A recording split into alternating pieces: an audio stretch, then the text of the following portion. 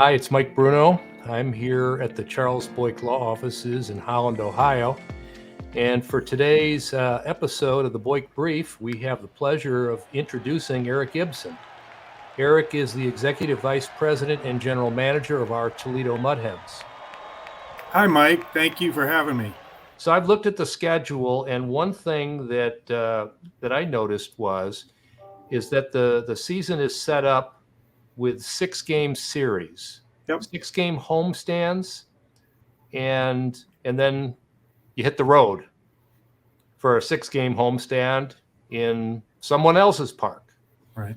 Is this new, or has this been done So recently? that's a great question, Mike. This is the second year for that schedule process. And really, I guess the genesis of it was no baseball season in 20. Major League Baseball took over the minor league operation last year, about 2 months before the 2021 season started.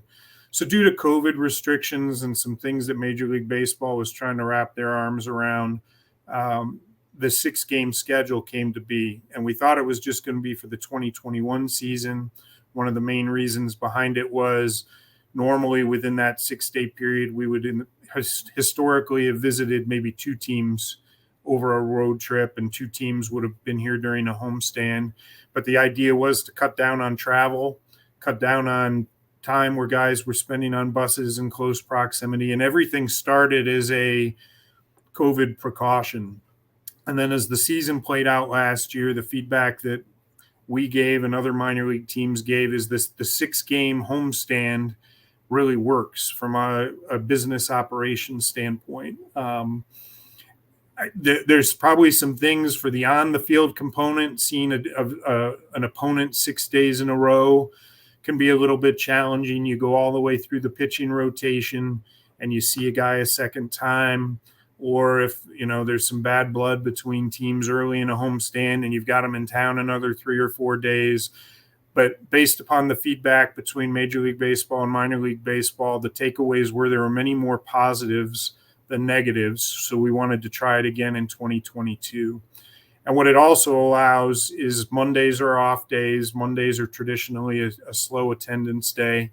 So we didn't mind that from a business perspective. The players who up prior to COVID were playing quite often 3 weeks in a row of games without a day off now get 1 day off a week, and it's set on Mondays, and there might be a little bit of travel in there depending upon the schedule, but they at least get a set day off for that player wellness and healthy aspect that Major League Baseball wants to make sure ball players are getting. So we decided to do it again, and we were happy we did it. We'll see. Right now, we like it enough to where we hope it sticks around for a little bit. You're not getting these long 9 and 10 game homestands, which can be tricky on sales at some points or tricky on your staff at other points. So it's nice. You get a 6-game schedule, and then you hit the refresh button on Monday, and off you go. Yeah. And is COVID the reason why the season's now extending deep into September as opposed to like Labor Day weekend? I mean, when I was growing up, it was you watch the Hens Labor Day weekend, and then a lot of the kids got called up to the big roster when they expanded the rosters, but that apparently is different too. Yep, that's another change, and there's a couple reasons for that. Really, when you factor in the 6-game schedules that we were just starting and giving every Monday an off day, well, that's about 12, 13, 14 days where there used to be some games before. So you're automatically extending the season a little bit just by giving a Monday off day every week. So that takes us past the Labor Day schedule that we used to be on. And I also think Major League Baseball wanted AAA players playing a little bit longer in terms of covering for injuries late in the year and having players that they can go to prior to playoffs in the major league level. And the model, really, we don't mind that either because truthfully, in a perfect world, we'd start May 1st and go to October 1st just based upon weather in Northwest Ohio. Sure. But it was really a combination of major league roster, the 40-man roster that used to be in place went away, And so they wanted AAA to play a little bit longer. And then you mix that in with more off days during the season to help with player safety. And it's all of those things combining together. I mean, one of the cool things about Fifth Third Field, I mean, it's 20 years now. I mean, it's hard to believe it's been around that long. I mean, I grew up and it was the rec center, and you went and watched a baseball game. And you had a hot dog and you had a soda pop, maybe some popcorn, and that was about it. Now it's all about the experience. I mean, there is a lot going on at Fifth Third Field and even outside the doors of Fifth Third Field. So how would you comment on that, how baseball has changed in terms of an entertainment venue? Sure. Minor league baseball has really found its niche as family affordable entertainment. And we use those words a lot, but it couldn't be more accurate. And people have a lot of choices as to what to do with their time and discretionary income. And we're fortunate that in Toledo, we have, bar none, in my opinion, obviously I'm a little biased, but a lot of facts to back this up, between the Mud Hens and the Walleye, the best minor league sports market in the country. And the support proves it. We're not the biggest market, but we outpunch our weight quite a bit in terms of metrics and attendance based upon the population in the Toledo market.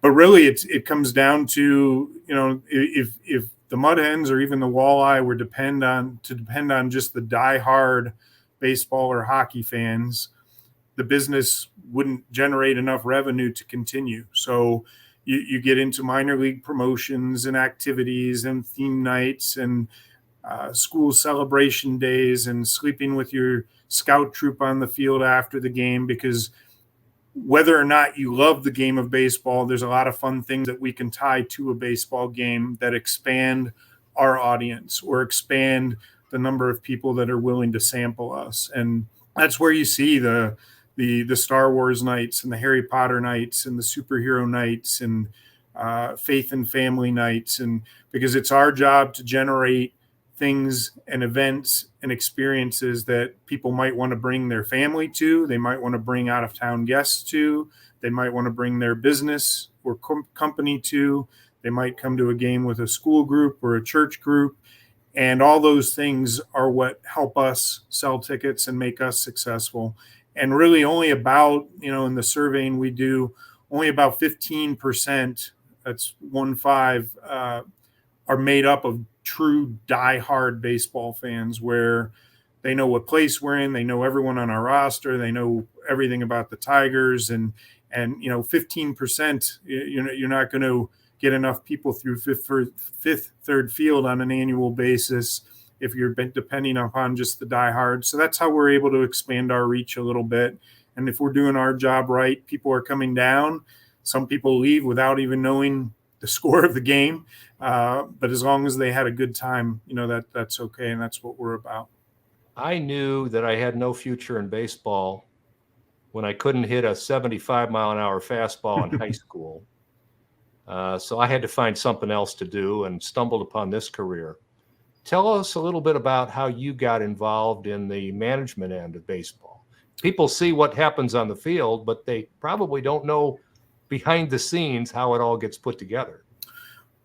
Great question, Mike. I guess about me a little bit. I'm from the Philadelphia area. I went out to University of Arizona. I have a degree in marketing. I was actually a better soccer player and basketball player than a baseball player. So baseball was third in terms of my ability level. I just really knew I wanted to tie my degree in marketing to sport somehow. And, doing some homework as I was finishing up school, I ended up in Toledo at Ned Skeldon Stadium to do an internship with the Mud Hens, and did a lot of different things that summer, from selling tickets to certain game operational things that interns did. And was offered a job at the end of my internship and really worked on the sales side, selling tickets, selling group outings, selling mini plans, and have been fortunate enough to be in the right place at the right time, where I've been able to move up through the organization and decided that minor league baseball was where I wanted to make a career. And it's a lot of fun. The events are different every day. Our staff does an exceptional job. We've got about 40 people on our full-time staff now that are second to none in terms of the effort and the results that they get due to the work they put in. It's a lot of long hours at times bunched together, but it can be very fun and rewarding, especially when you consider that the place that the Mud Hens and the Walleye have in the Toledo community, and it's neat to be a part of a community treasure like we feel we are. And there's so many great things in this region and many places to go and attend, and to be a nice piece to that and to be the big sports teams for the area is something that everyone that works here takes very seriously. Yeah. Well, I'm old enough to remember that there was some controversy with moving the Hens downtown. And those people who were against it, boy, were they wrong, because that has just transformed with the hockey arena, has just transformed and meant so much for downtown and bringing people downtown. It's just such a changed environment from the downtown Toledo I remember. Well, and that's our board and Joe Napoli, who's my boss and is the president of the company. When Fifth Third Field, the plans were made, there were a lot of season ticket holders and a lot of people up in arms about moving downtown due to what downtown Toledo was like at that moment. And there was a lot of homework and research done. I still have a few people a year come up and say, hey, I was against it. I didn't think it should happen. And man, was I wrong. And, we like to think we're a part of something big downtown. And there's been a lot of great things that have been happening. The last couple of years has provided a ton of momentum with all the things happening. But, for the ballpark and Fifth Third Field to be a keystone to some of the development. And there's lots of facts and figures about the number of businesses that have started right around in the warehouse district in the 3-4 block radius around the ballpark. And then when the arena came online, that added another piece, and all the things that a lot of great companies and organizations are doing to make downtown what it should be. It's great for us to be a part of that. And if we were one of the first pieces to that, fantastic. And it just shows that the script that was written, we've exceeded all attendance projections. A lot of people thought there'd be a 3 or 4 year honeymoon period, and then things would start to fall off like in other markets. And between the corporate and the community support that we've received, we've averaged about 525,000 people a year over that time frame, which doesn't happen with many new ballparks. A lot of times you'll see some erosion in years 5, 6, 7, where in years 7, 8, 9, we were still growing everything. Yeah. How are you growing the fan base, specifically the young kids? Well, that's a great question. It's something we're working on with our relationship with Major League Baseball.